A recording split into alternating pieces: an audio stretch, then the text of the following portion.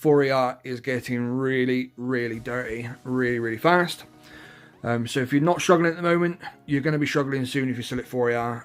Things are only going to get worse now as the next couple of days go on. So I'm going to show you how I'm taking down the really dirty bases, and I'm going to show you my base that is, I want to say seeker proof, but it's causing mostly fizzles from the seeker attacks. So stay tuned, because we're going to take a look right now.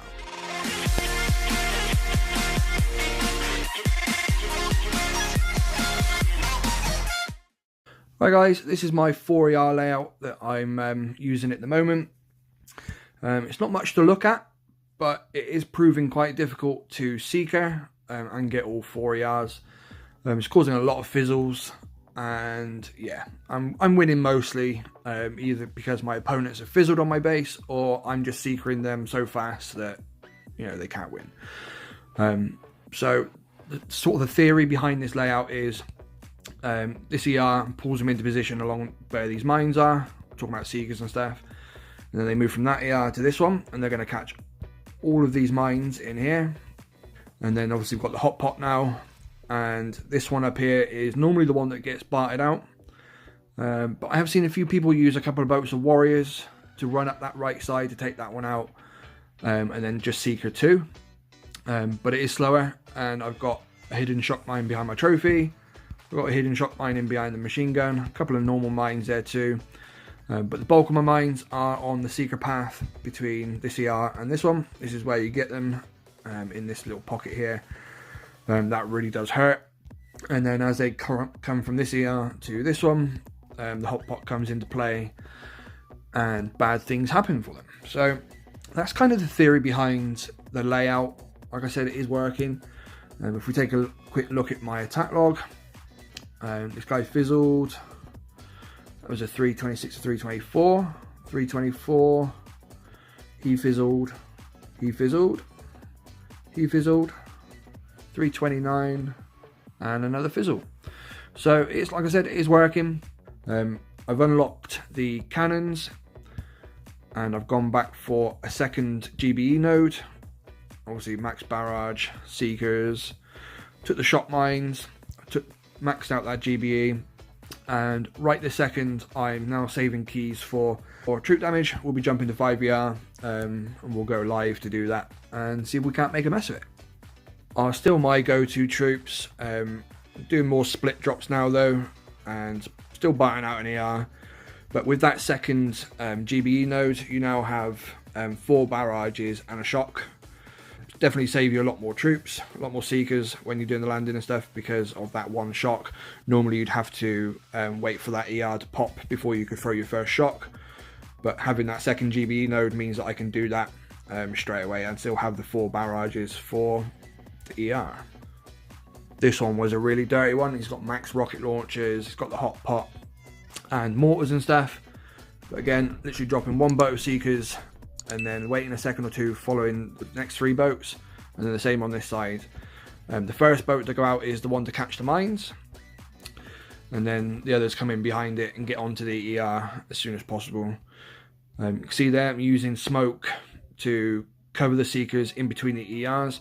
Even if it means you've got to wait a couple of seconds and let them bunch up, that's fine. You can still get a really quick time by doing that. It's not going to slow you down at all. A similar story on this one.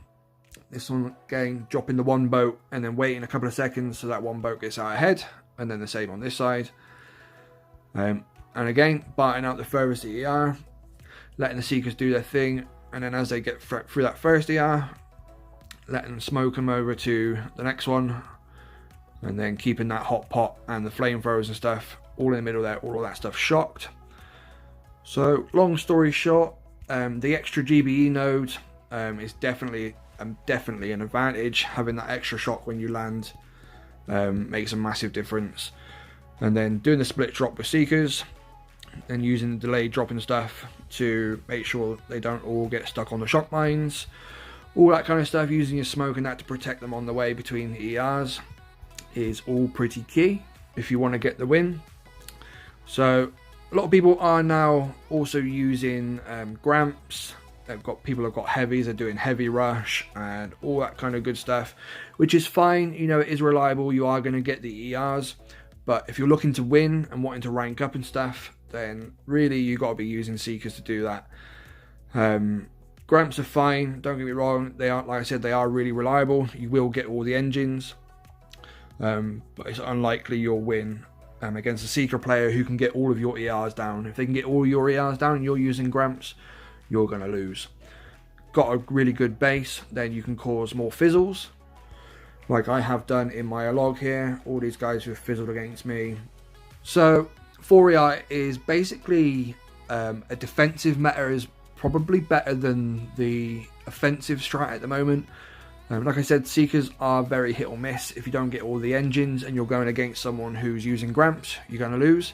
But then if you flip that and you've got a really dirty base that can force Seekers into a fizzle and leave one or two of your ER standing, and you're using Gramps, then you'll win, obviously, because you'll get all the engines. But if it comes down to a straightener between all, both parties get all the engines, it goes down to the tiebreaker. The Seeker player will probably win more often than not, because they're so much faster.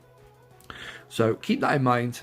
A Dirty 4 is much stronger than a semi-naked 5. There's a lot of 5ER players who are struggling to beat 4ERs more than they are 5ERs.